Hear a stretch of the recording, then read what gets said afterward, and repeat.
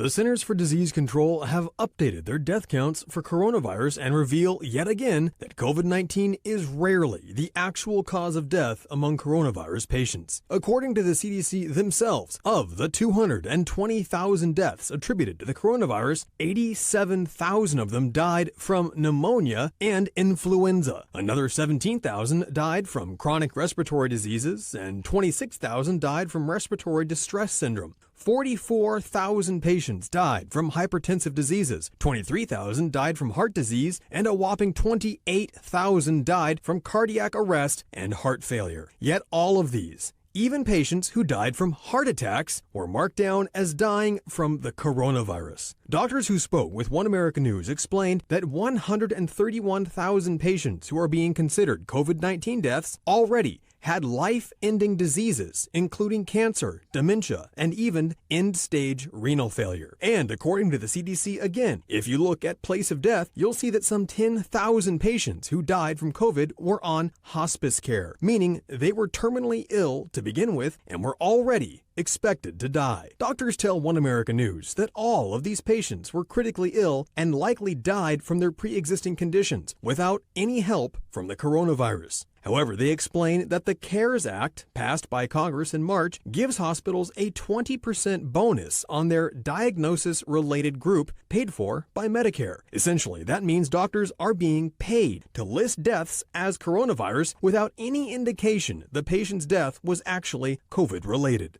The CDC backs these numbers up, explaining that coronavirus itself is responsible for just 6% of all deaths listed as coronavirus-related. The other 94% of deaths are due to pre-existing comorbidities, including serious illnesses and advanced age. However, despite this report being officially published by the CDC, so far the mainstream media have completely ignored it, instead continuing to hype a pandemic that seems less dangerous every day.